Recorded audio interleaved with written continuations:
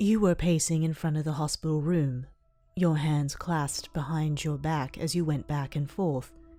You had been folding your laundry when you heard a commotion on the news, and your intuition had screamed as you went to turn up the volume.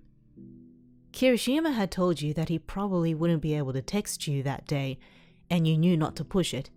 He was already stressed with his internship.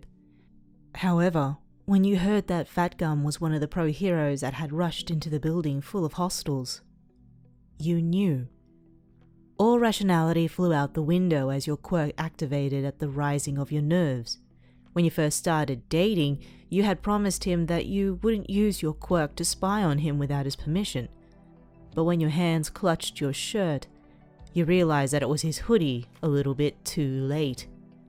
Your eyes closed as your mind rocketed across the miles, slamming into the senses of the familiar redhead that you loved. Pain lanced over your body so strongly that you vaguely noticed that you had fallen to your knees, and you viewed a fight through his wary gaze. A large villain was pummeling Fat Gum as Kirishima watched in horror, but his hardening quirk had been cracked, and blood flowed down his arms as he questioned his own validity. A sickening feeling of realization settled in your chest as Kirishima wheezed. Traveler, what are you doing? I don't want you to see me like this. Please, I'm a failure. Your quirk didn't allow you to communicate back with him. It only worked when you touched something that was recently in the possession of the person you targeted, and you were able to experience exactly what they were seeing or feeling for a short period of time. The only downside was that someone could usually spot your presence in their mind pretty easily, which was exactly what Kirishima had noticed. You wanted to scream at him that everything was going to be okay. You wanted to take all of his pain onto yourself. You wanted to mend his breaking soul with your practiced hands, piecing back together the hero that he tried so hard to be.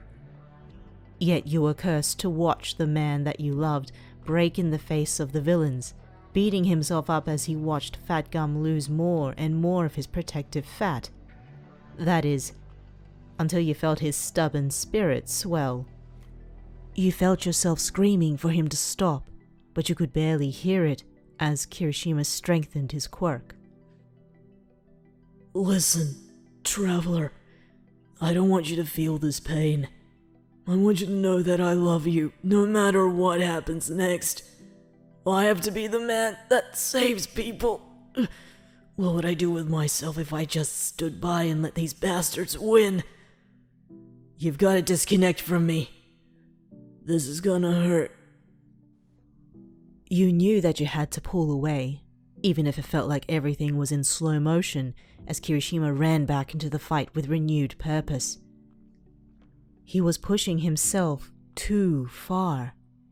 However, no matter how much you wanted to stay for the sake of your own anxiety, you respected his wishes. With a considerable amount of effort, you detached your consciousness from his and traveled the distance in mere seconds before slamming fully back into your own body. A sob ripped itself from your throat as you stumbled to your feet, your entire body buzzing with the sudden lack of pain. Tears flowed down your face as you grabbed your keys and ran out of your dorm without another glance back. Your mind wouldn't shut up as you made your way towards the scene as quickly as you could, just to be stopped by a police officer who wasn't letting anyone get closer to the action. What if he's dead? What if that villain broke his entire body? What if he couldn't save Fat Gum and had to live with the guilt? The irrational side of you wanted to go running towards the action, but you knew that you would just be a burden to the pros. Therefore, you were forced to wait in the closest parking spot that you could find. The radio kept you updated while you continuously refreshed Twitter, but you were pissed that it was all you could do. It had been agonizing. The waiting. Your mind circled between the worst possible outcomes to reassuring yourself that Kirishima would be fine. When the sound of emergency sirens filled your ears, though, Not even the police could keep you back as you threw yourself out and sprinted over to where the ambulances were pulling up to the group of battered pros. Uraraka was the first of your classmates to notice you, and she hurried to your side. Traveler! You shouldn't be here! What are you doing? You opened your mouth to respond, but Fatgum appeared in the doorway, towing an unconscious and bandaged Kirishima.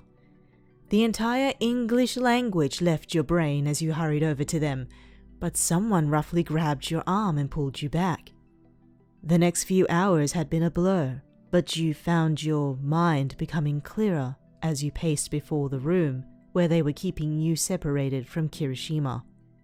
At first he had been in a place with many of the injured heroes, but he had been moved to his own due to the extensive nature of his injuries. The click of a door had you spinning on your heel, and a doctor looked at his clipboard before lifting his gaze to you. Are you traveler? You could only nod as the doctor gestured to the door. The boy is allowing visitors now. He should be fine in a few days, but he's pretty bandaged up at the moment.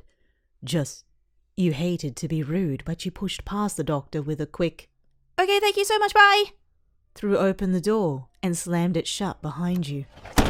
The lights were dim in the little room, but Kirishima's red hair was unmistakable. His body was completely covered in bandages, and it was even a struggle for him to smile at you as you perched beside him on the hospital bed.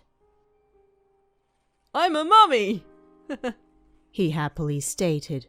However, when you didn't share his smile, his expression faltered. Tears pooled in your eyes as you drew in a shaky breath. I thought you were dead, Eiji. I'm sorry about using my quirk on you, but I've been so scared this entire day. You don't have to act strong in front of me, you know. You just went through a lot. And... Night Eye's dead. His voice was just a whisper. His face completely wiped of the courageous, death-defying smile he normally wore. His body started to shake as he looked away from you. I don't want you to see me like this, traveler. I might look like a badass with all these bandages and stuff, but I feel so broken. This gauze is the only thing keeping me together. You hesitantly placed your hand on his arm, and when you noticed the way he leaned into your touch, you allowed yourself to get closer as you encompassed him in a gentle embrace. His eyes betrayed how terrified he really was as the aftershocks of the Hasakai fight started to really sink in. Your tears splattered over his bandages, mixing with the little spots of blood seeping through. His shivering faded ever so slightly at your presence, and you spoke between sniffles. Eiji, I'm so glad that you're safe. You just pushed yourself too far. You always push yourself so hard and you always make everyone think you're okay. You can't keep doing that, alright? That's what I'm here for. I'm never going to let you go, do you understand that? No matter what troubles await us, I won't be pushed away so easily. You've just got to promise me that you'll take better care of yourself. Kirishima leaned closer to you, muffling an Ow, as he wished more than anything to wrap his arms around you. He had lied about the gauze being the only thing keeping him together. He felt whole when you were around him, and that was when he allowed himself to be weak. Even if it was just for a few minutes, Kirishima let his strong facade slip as he embraced his weakness with you.